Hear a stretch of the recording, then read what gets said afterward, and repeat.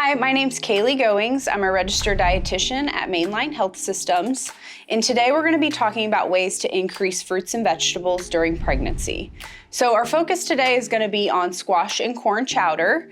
So our yellow squash here is the size of your baby around week 23, and there's a lot of benefits of yellow squash. One thing is it's high in vitamin A, and this is really important for babies' growth, especially for areas like their heart, their lungs, and their kidneys. Yellow squash is also a great source of vitamin C, which is great for immunity, and it also helps the body absorb iron. For this recipe, we're gonna do a little bit of preparation work beforehand. I just find that makes it a little bit easier when we go over to the stove. So we're gonna chop up a few of our ingredients here. We'll go ahead and start with our yellow squash. And I like to just go ahead and cut off both ends here. And I find that it works best if you cut it into smaller chunks just because it cooks a little bit faster. And then if you are a little bit of a picky eater, I find, texture-wise, this may be a little bit more palatable for you. I'm gonna cut it into thirds here and then just chop small little slices.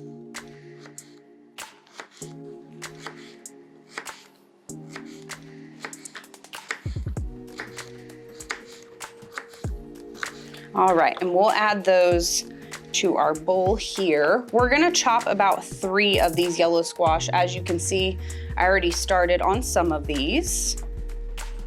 Same thing here, we'll cut it into thirds, and then we'll chop it small. I feel like this recipe is really great because even if you're a little bit of a picky eater, it has great things in there like potatoes and corn, and I find that the yellow squash is a really mild flavor, so it's a great way to sneak in some extra vegetables without having a really overpowering flavor. All right, we got our yellow squash. Next, we're gonna do some small little potatoes here. You can use whatever potatoes you like. And same thing, we're gonna chop them in smaller pieces just because it cuts back a little bit on the cook time. We'll add those, and we're gonna do about a cup total of these potatoes here.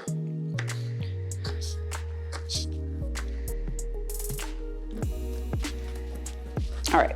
That looks good. I think we have enough there. And then last, we're gonna work on our green onions. So we're actually gonna split these up, and we're gonna do the white part of the green onion in one bowl and then the green part of the onion in another part. So we'll go ahead and chop up the ends of our onion. And this is what we're gonna use when we're cooking on the stove. So I'm gonna go ahead and put those in a separate little bowl. All right, we will chop up some of our green onions here. And this is what we're gonna sprinkle on top whenever we're done.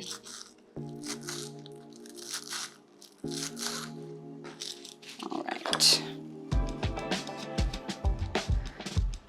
You're also gonna use about 2 cans of corn.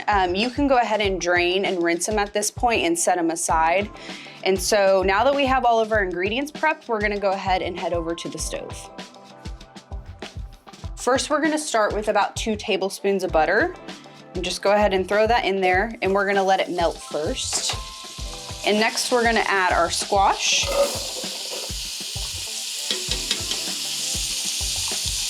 We're gonna add our 2 cans of corn.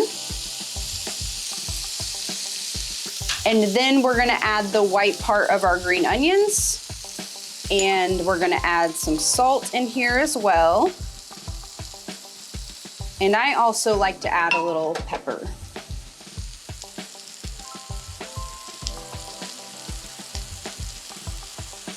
So we're gonna give this some time. We're actually gonna let it cook down for about 15 minutes. Okay, so it looks like our squash has cooked down a little bit. It's nice and tender. So we're gonna go ahead and add our remaining ingredients. We have about a cup of potatoes here. These are just petite yellow potatoes. I like these just because they're really easy to chop up, but again, you can use whatever potatoes you like the best.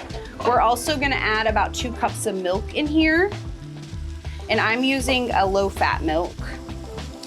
And then last, we're gonna add a cup of chicken broth. One thing that I like to do if I don't have chicken broth on hand is you can always use those chicken bouillon cubes and they work great as well. So whatever you prefer.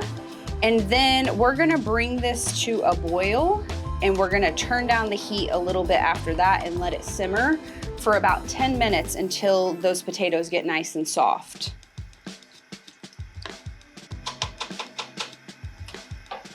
Okay, so now our soup has been going for about 10 minutes and our potatoes are really tender.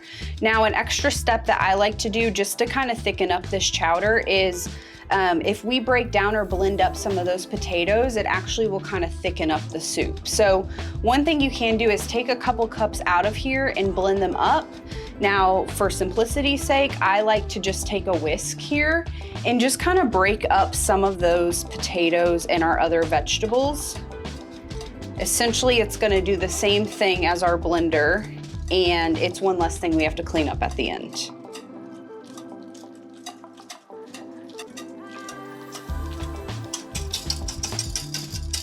Okay, so now that I've spent some time breaking those up, I'm gonna let this go for just a few more minutes and then it'll be ready to take over and we can put it in our bowl.